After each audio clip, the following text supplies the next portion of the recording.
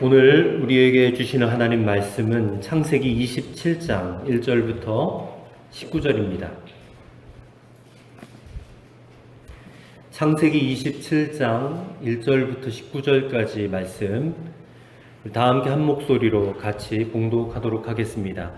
이삭이 나이가 많아 눈이 어두워 잘 보지 못하더니 맏아들 에서를 불러 이르되 내 아들아 하매 그가 이르되 내가 여기 있나이다 하니 이삭이 이르되 내가 이제 늙어 어느 날 죽을는지 알지 못하니 그런즉 내 기구 곧 화살통과 활을 가지고 들에 가서 나를 위하여 사냥하여 내가 즐기는 별미를 만들어 내게로 가져와서 먹게 하여 내가 죽기 전에 내 마음껏 내게 축복하게 하라. 이삭이 그의 아들 에서에게 말할 때에 리브가가 들었더니 에서가 사냥하여 오려고 들로 나가매 리브가가 그의 아들 야곱에게 말하여 이르되 내 아버지 내 형 에서에게 말씀하시는 것을 내가 들으니 이르시기를 나를 위하여 사냥하여 가져다가 별미를 만들어 내가 먹게 하여 죽기 전에 여호와 앞에서 내게 축복하게 하라 하셨으니 그런즉 내 아들아 내 말을 따라 내가 내게 명하는 대로 염소떼에 가서 거기서 좋은 염소 새끼 2마리를 내게로 가져오면 내가 그것으로 내 아버지를 위하여 그가 즐기시는 별미를 만들리니 내가 그것을 내 아버지께 가져다 드려서 그가 죽기 전에 내게 축복하기 위하여 잡수시게 하라. 야곱이 그 어머니 리브가에게 이르되 내 형 에서는 털이 많은 사람이요 나는 매끈매끈한 사람인즉 아버지께서 나를 만지실 텐데 내가 아버지의 눈에 속이는 자로 보일지라 복은 고사하고 저주를 받을까 하나이다. 어머니가 그에게 이르되 내 아들아 너의 저주는 내게로 돌리리니 내 말만 따르고 가서 가져오라. 그가 와서 끌어다가 어머니에게로 가져왔더니 그의 어머니가 그의 아버지가 즐기는 별미를 만들었더라. 리브가가 집안 자기에게 있는 그의 맏아들 에서의 좋은 의복을 가져다가 그의 작은 아들 야곱에게 입히고 또 염소 새끼의 가죽을 그의 손과 목에 매끈매끈한 곳에 입히고 자기가 만든 별미와 떡을 자기 아들 야곱의 손에 주니 야곱이 아버지에게 나아가서 내 아버지여 하고 부르니 이르되 내가 여기 있노라. 내 아들아 내가 누구냐. 야곱이 아버지에게 대답하되 나는 아버지의 맏아들 에서로소이다. 아버지께서 내게 명하신 대로 내가 하였사오니 원하건대 일어나 앉아서 내가 사냥한 고기를 잡수시고 아버지 마음껏 내게 축복하소서. 아멘. 창세기 27장을 다 읽어야 되는데 이제 말씀이 너무 길어서 19절까지만 읽었습니다. 오늘 말씀의 제목은 하나님의 방법대로 살아야 합니다. 하나님의 방법대로 살아야 합니다. 언젠가 교회 성장 연구소라는 곳에서 설문조사를 했답니다. 한국 교회 교인들의 의식을 조사를 했는데 그 가운데 항목이 이런 항목이 있습니다. 교인들이 성경 인물 가운데 누구를 가장 좋아하는가? 그런 질문을 했더니 많은 성도들이 야곱을 꼽았습니다. 야곱. 그렇다면 왜 야곱을 좋아하는가? 그 이유를 물었더니 대다수가 이렇게 대답을 했습니다. 야곱에게 희망을 포기하지 않는 열정이 있다. 그리고 하나님의 축복을 받기 위해서 집요하게 기도했다. 그 자세를 참 마음에 들었다라고 말을 했다는 겁니다. 요즘에는 좀 달라졌을지 모르지만 이제 그때 당시에 한국교회 교인들의 의식이 그러했습니다. 이 교인들의 신앙 생활의 특징을 한마디로 말하라고 하면 하나님의 축복을 받기 위해서는 포기하지 않는 열정과 기도를 해야 된다. 그러니까 축복받기 위해서 신앙생활 자체가 목적이 복을 받기 위해서 열정적으로 기도하고 포기하지 않고 집요하게 하나님을 붙잡아야 된다. 그러니까 그런 점들이 이 야곱을 닮은 겁니다. 그래서 이 오늘 본문 창세기 27장을 읽을 때에 이 야곱에 대해서 애정을 가지고 있던 한국교회 교인들은 좀 해석을 잘못하게 되는 겁니다. 야, 그래. 우리가 복을 받으려면 야곱처럼 해야 되는 거야. 어떻게 해서든지 간에 복을 받아야 돼. 쟁취해야 돼. 야곱이 얼마나 하나님의 복을 귀중하게 여겼으면 그 아버지 이삭을 속이고 형을 속이면서까지 그렇게 했겠어. 그래서 나중에 그 형 에서가 축복을 야곱에게 빼앗기고 나니까 야곱을 죽이려고 합니다. 그때 야곱이 도망을 가는데 그 모습을 보면서 에서는 참 너무한 사람이고 야곱은 너무 불쌍하다 그렇게 생각을 하는 거예요. 그러면서 이렇게 해석을 합니다. 그래, 믿음으로 사는 자는 고난을 당하게 되어 있어. 그런데 그런 해석은 잘못된 해석이라고 생각을 해야 됩니다. 오늘 본문의 교훈은 그런 내용이 아닙니다. 오늘 본문은 우리에게 이런 말씀을 교훈하고 있습니다. 하나님의 복을 받아도 하나님의 방법대로 해야 된다. 다시 들어보세요. 하나님의 복을 받아도 하나님 방법대로 해야 된다라는 겁니다. 그렇지 않으면 아무리 하나님께 복을 받아도 복되게 살 수가 없어요.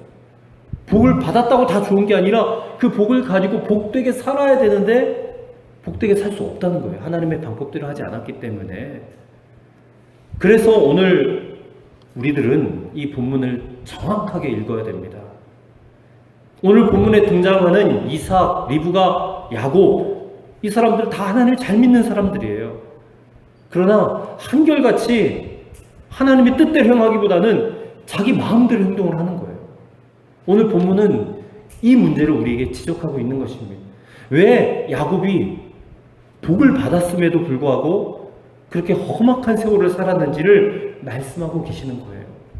그렇다면 하나님의 방법대로 살아가는 것, 그것이 과연 무엇인가 오늘 본문을 통해서 몇 가지로 우리가 살펴보고자 합니다.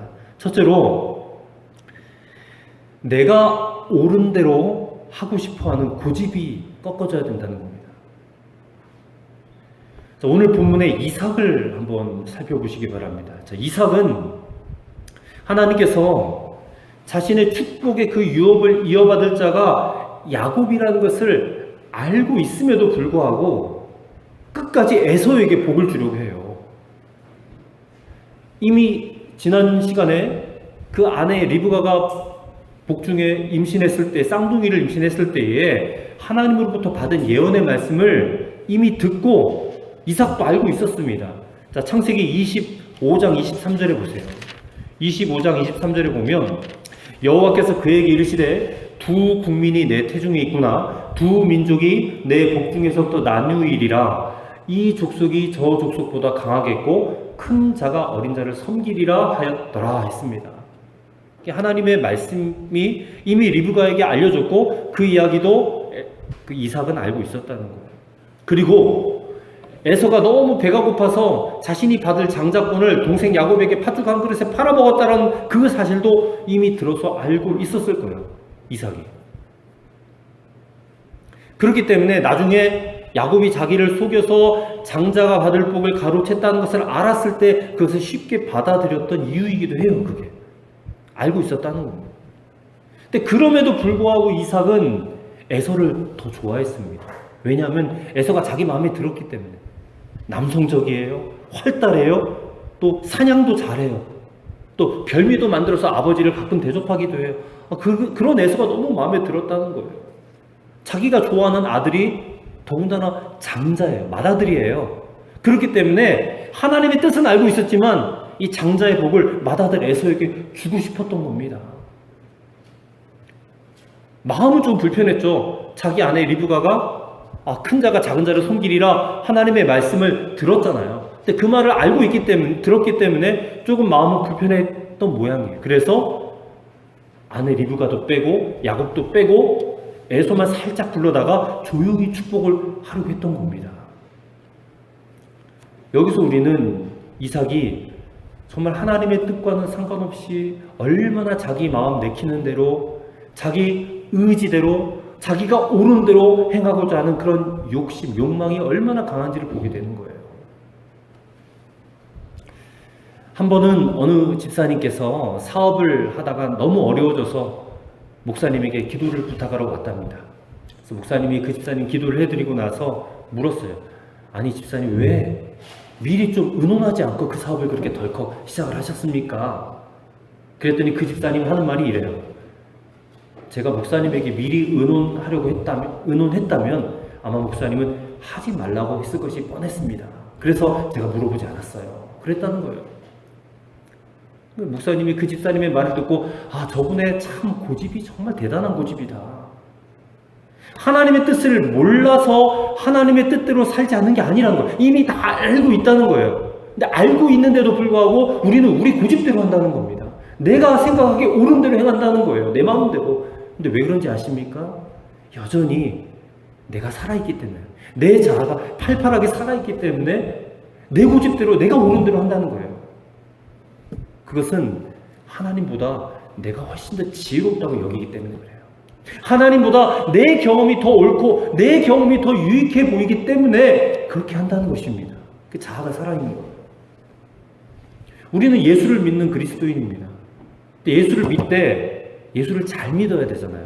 그냥 건성건성 믿으면 안 되잖아요. 잘 믿어야 되는데 그럼 어떻게 하면 예수를 잘 믿는 것인가? 이미 많은 설교를 통해서 말씀을 드렸습니다. 예수 그리스도 안에서 나 자신이 죽는 거예요. 그게 예수 잘 믿는 겁니다. 예수님 안에서 나 자신이 죽는다는 게 뭡니까? 내가 옳다고 여기는 그 고집이 꺾어지는 겁니다. 근데 많은 성도들이, 그리스도인들이 거기서 무너져요. 내가 옳다고 생각하는 것을 어떻게 포기할 수 있느냐? 근데 성경은 자신이 옳다고 생각하는 대로 행하는 것을 죄라고 말합니다. 구약성경 사사기 21장 25절에 분명히 이렇게 말씀하고 있어요. 그때 이스라엘에 왕이 없으므로 사람이 각각 자기 소견에 옳은 대로 행하였더라. 그렇게 말했어요. 사람이 자기 소견에, 자기 생각에 옳은 대로 행한 그 자체가 죄다라는 거예요. 오늘 본문의 이삭이 그런 사람입니다. 자기 소견에 옳은 것만 생각하고 이거는 내 뜻대로 해야 맞는 거야 하고 하나님의 뜻에 대해서는 무심했습니다. 무시했어요. 실제로 우리도 마찬가지입니다. 옳고 그른 것에만 얽매이다 보면, 그것을 주장하다 보면 공동체를 분열시키는 경우가 많아요. 가족이나 가정공동체나 교회 공동체나 분열시켜요. 내 생각에 옳은 대로 행하다 보니까 완벽주의에 빠지고 율법주의에 빠지고 강박관념에 빠져요. 다 자기 생각하기에 옳다는 것이 우상이 되는 거예요. 우상. 여러분, 세워놓고 깎아놓은 어떤 그런 것에 절하는 것만 우상 숭배가 아닙니다. 내 마음속에 하나님의 뜻보다 내 뜻이 옳다, 내 생각이 옳다라고 여긴 것 그 자체도 우상이 되고 그것을 숭배하는 게 우상 숭배가 되는 거예요. 내 생각과 내 말을 항상 옳다라는 그 함정에 빠지면 안 된다는 것입니다. 그 마음과 그 생각이 오늘 그리스도의 십자가 아래서 꺾어지시기를 간절히 축원합니다. 여러분의 가정에서도, 직장에서도, 교회에서도 나만 옳다라고 생각하는 그 마음을 여러분 십자가에 못 박아야 됩니다. 그리고 우리가 하나님 앞에 이렇게 기도해야 돼요. 예수님처럼. 아버지요, 할만하거든 이 잔을 내게서 지나가게 하소서. 그러나 나의 원대로 마시고 아버지의 원대로 하옵소서. 나를 십자가에 못 박는 그런 기도예요. 두 번째로, 거짓과 속임수를 써도 괜찮을 거다라는 그 마음을 꺾어야 돼요. 거짓과 속임수를 꺾어야 돼요. 자, 이번엔 리브가를 한번 보세요. 리브가. 자, 리브가가 엿들었어요. 남편 이삭이 맏아들 에서에게 축복하려고 한다는 그 이야기를 엿듣고 마음속에 저 남편 이삭을 속여야 되겠다. 속여서라도 야곱이 축복을 받게 해야 되겠다. 작정을 합니다. 그리고 만일 그것이 탈로가 나가지고 저주를 받게 되면 그 저주는 내가 받겠다. 그러면서 밀고 나가, 추진해 나가는 겁니다. 추진력이 대단해요. 13절의 말씀, 오늘 본문 13절 말씀 보세요. 어머니가, 리브가가 그에게 이르되 내 아들아, 너의 저주는 내게로 돌리리니 내 말만 듣고 가서 가져와라. 내 말만 듣고, 하나님의 말을 듣는 게 아니라 내 말만 듣고 하라는 거예요. 참 대단합니다. 리브가도. 아마도 리브가도 그게 하나님의 뜻이다, 자기 생각인데 하나님의 뜻이다라고 확신했던 모양이에요. 이미 에서와 야곱을 임신했을 때에 하나님의 음성 들었잖아요. 그런데 방법이 잘못됐어요. 하나님의 뜻은 분명했는데 그 뜻을 이루기 위해서 거짓과 속임수를 쓰는 것도 괜찮은가? 그거에 대한 문제의식을 리브가는 전혀 갖지 않았습니다. 우리도 리브가 같을 때가 많아요. 한 가지 옳다라고 생각되어진 게 있으면 이 방법의 문제는 문제라 여기지 않아요. 이게 과연 하나님의 뜻인가? 하나님께서 원하시는 방법인가? 거기까지 생각하지 않는다는 겁니다. 아무리 그게 옳아도 하나님의 방법이라고 하나님의 뜻이라고 생각해도 방법이 옳지 않다면 기다릴 줄도 알아야 돼요. 근데 기다리지를 못하니까 성급해서 하나님의 방법대로 순종하지 않아요. 성급하게 무언가를 열심히 했는데 결과가 좋지 않아요. 반드시. 결과가 좋지 않으니까 삶에 고통이 오고 문제가 생겨요. 그러다 보니까 하나님을 원망합니다. 나는 열심히 했고 하나님의 뜻대로 했는데, 나는 잘하자고 했는데 왜 하나님 날 도와주지 않으세요? 하고 하나님께 원망 불평해요. 리브가가 어떻게 했으면 좋았을까요? 자기 남편에게 간청했었어야만 해요. 이 거짓하고 속임수로 야곱을 축복하게 하는 것이 아니라 하나님의 뜻이 원래 야곱에게 있습니다. 그렇게 정직하게 말하고 남편 이삭을 설득을 했었어야 된다는 말입니다. 만일 끝까지 이삭이 고집을 부려서 에서에게 축복했다 할지라도 나중에 하나님께서 바로잡아 주시겠지라고 믿고 기도했었어야 돼요. 근데 리브가는 그렇게 하지 않았습니다. 자기 의지대로 밀고 나갔고 결국에는 속임수를 써가지고 야곱을 축복을 받게 합니다. 그렇게 한 결과가 뭐예요? 두 아들 에서와 야곱이 원수가 되게 만들어요. 철천지 원수가 되게.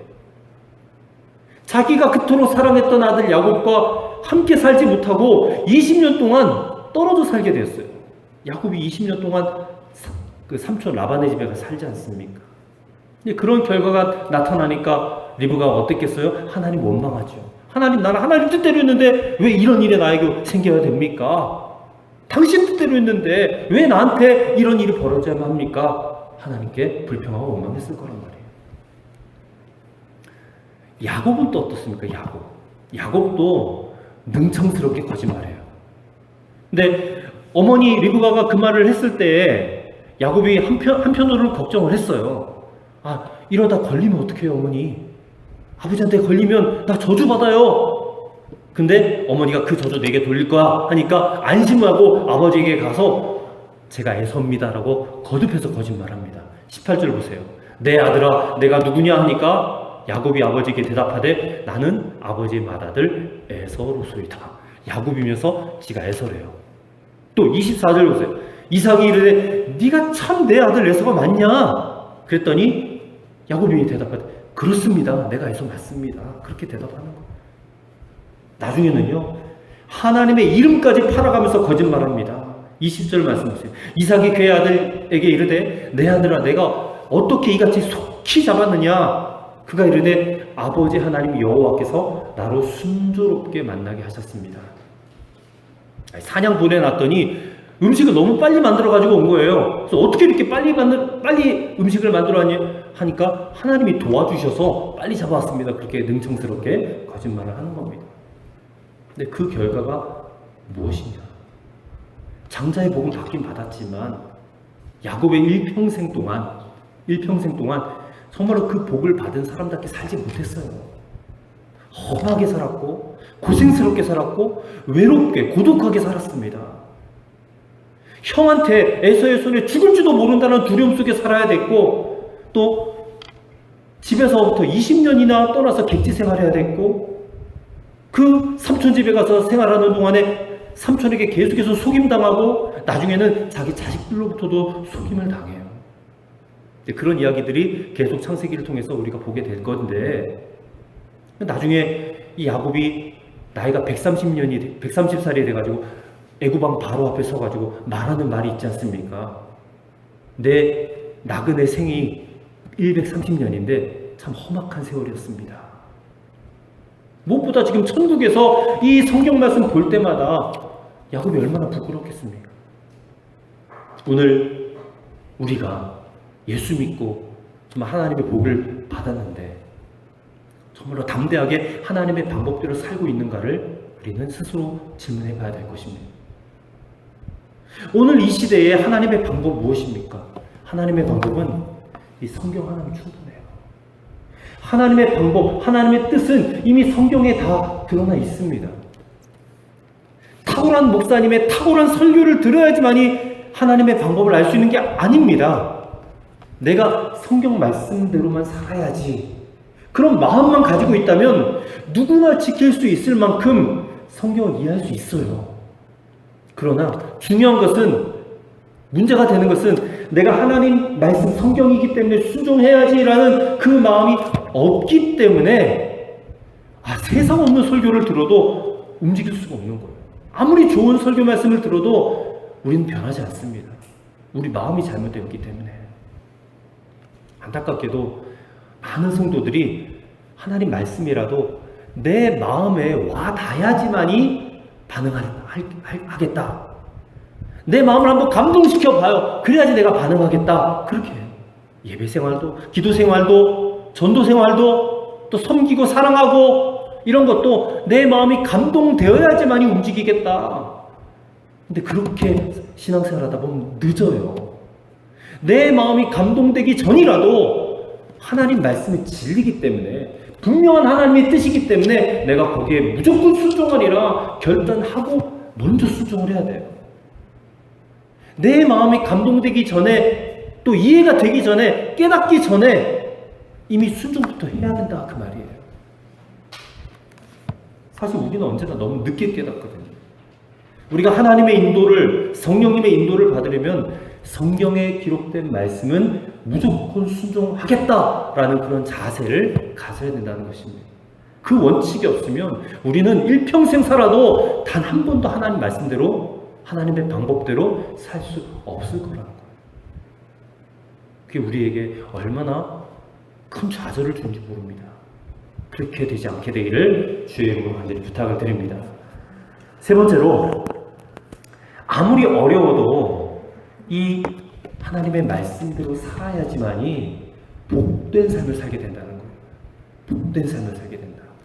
개척교회를 목회하다 보니까 순간순간 우리 교회보다 규모도 크고 재정 규모도 큰 그런 교회를 볼 때마다 제 마음에 조급함이 올라옵니다. 어서 빨리 나도 저렇게 안정적인 교회를 이루어야 될 텐데, 하나님께 기도는 하고 있지만 하나님 왜 이렇게 더디게 역사하시는지, 좀 빨리 좀 역사해 주시면 얼마나 좋을까. 한편으로는 성령께서 그렇게 기도를 시키신 줄 알았어요.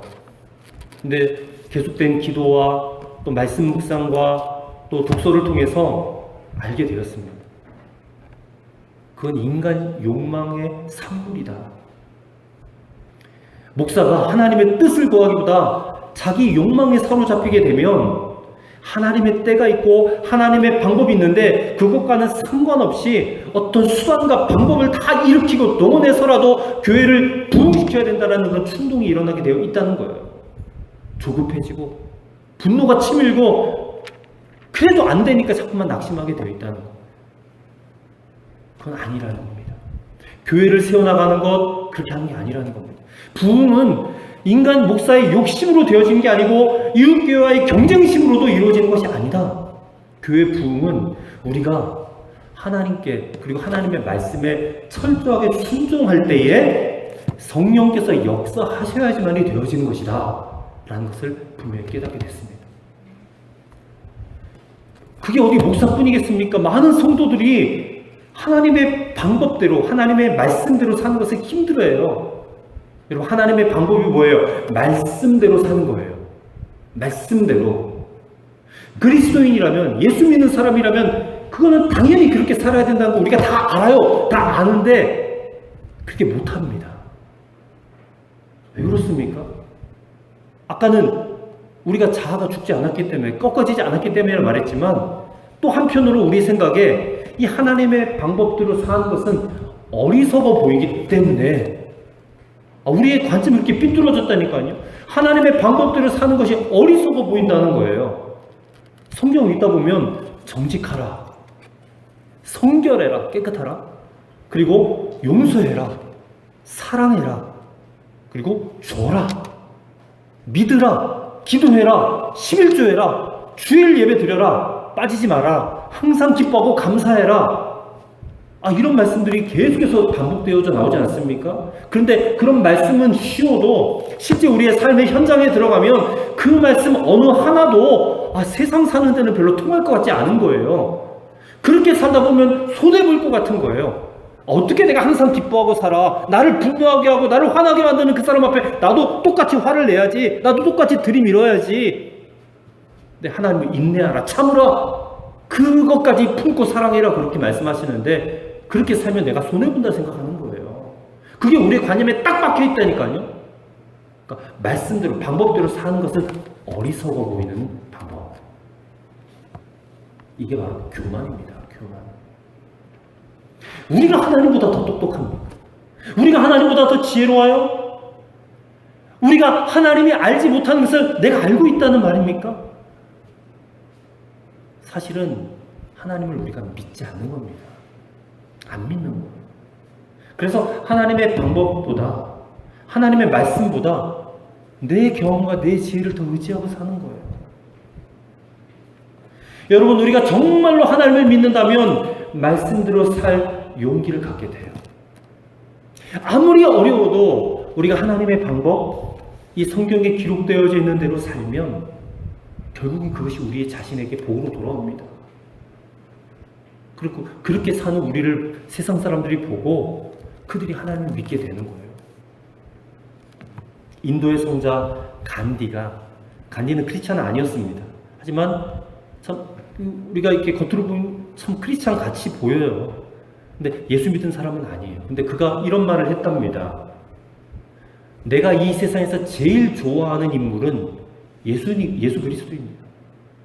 그런데 내가 이 세상에서 제일 경멸하고 싫어하는 사람은 바로 예수 믿는 사람들입니다. 간디가 왜 그런 말을 했어요? 내가 제일 사랑하고 존경하는 인물은 예수님인데 제일 싫어하고 경멸하는 인물은 그 예수를 믿는 사람들이래요. 그 이유는 예수 믿는다는 사람들이 말씀대로 살지 않고 재물의 욕심과 자신의 탐욕으로 다른 사람들을 괴롭히고 착취하고 어렵게 하고 힘들게 하는 것을 그가 보았기 때문에 그래서 예수님은 존경하지만 예수 믿는 사람은 내가 경멸한다. 그런 말을 했다는 거예요.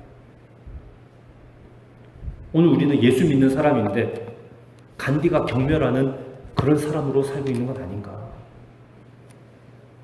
하나님 내게 크게 축복해 주옵소서. 내가 하나님께 크게 쓰임받기 원합니다. 그렇게 우리가 기도하고 부르짖고 또 열심을 내긴 하지만 정말 오늘 내가 하나님의 말씀대로 하나님의 방법대로 행동하는지 우리가 돌아볼 줄 모르면 우리의 삶의 연단은 끊어지지 않습니다.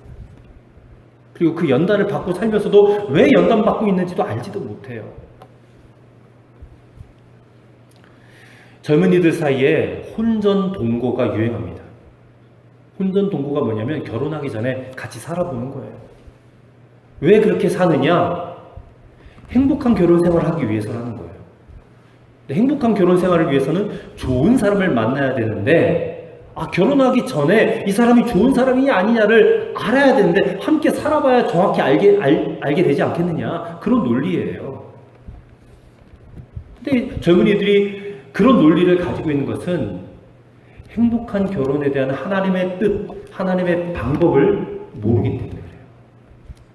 사람들은 이 세상에 좋은 사람이 있고 나쁜 사람이 있다고 생각을 합니다.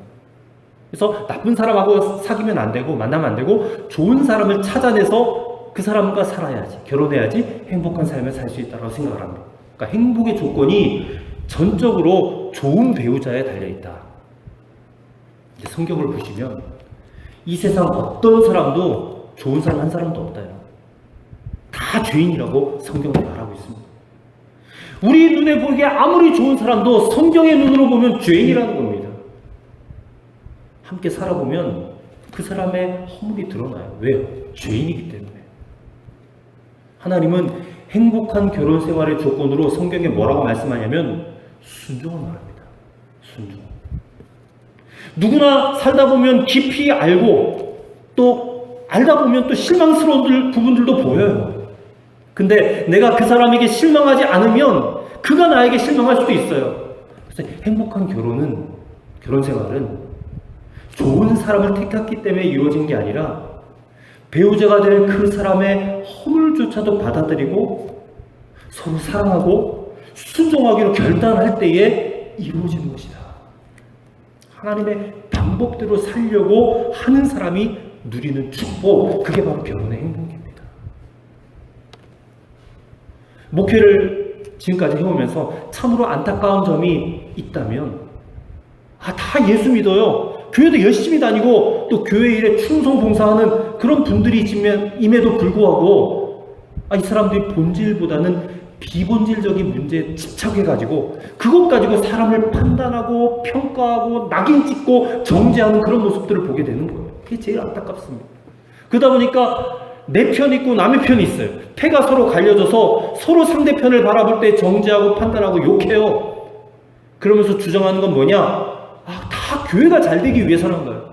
교회가 잘 되기 위해서. 다 예수님이 원한 대로 하자는 것이라 그렇게 주장을 해요. 그 목적은 좋아요.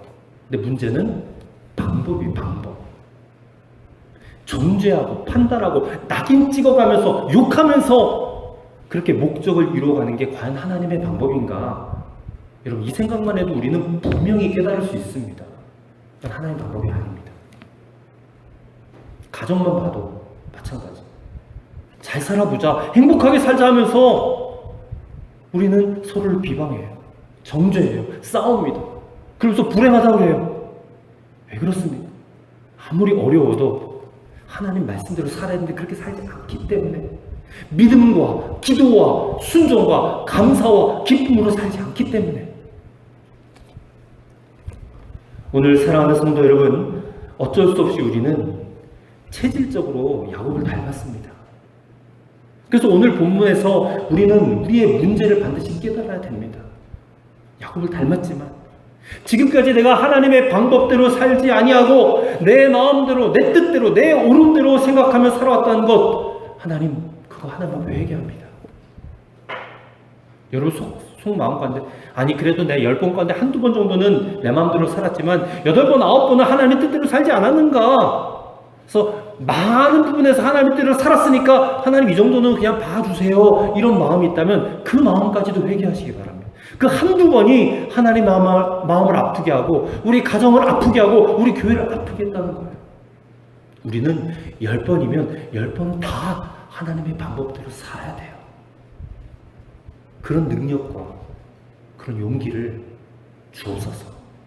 그렇게 간구하고 기도하는 오늘이 됐으면 좋겠습니다. 기도하겠습니다. 하나님, 우리가 야곱입니다. 하나님, 우리가 죄인입니다. 우리는 내가 옳은 대로 하고 싶어하는 고집이 너무나 많은 사람들입니다. 거짓과 속임수라는 잘못된 방법이라도 하나님의 방법, 하나님의 뜻을 이루면 그것이 선이 될 것이라고 우리는 여기고 살았습니다. 성경에 기록된 말씀 하나 제대로 실천하지도 못하면서 순종 떠들며 입술로만 순종했습니다. 하나님, 우리가 십자가 앞에서 회개합니다. 하나님의 방법, 하나님의 말씀을 대하고 들을 때마다 순종하며 살아갈 수 있는 그런 용기가 우리에게 필요합니다. 주님, 우리에게 그와 같은 용기와 능력을 내려주시옵소서. 지금은 눈에 보이지 않는다 할지라도 말씀대로 하나님의 방법대로 살다 보면 그것이 우리에게 복이 됨을 믿게 하여 주시옵소서. 그리고 그 복을 우리가 누릴 수 있도록 역사하여 주옵소서. 우리 주님 예수 그리스도 이름으로 기도하옵나이다. 아멘.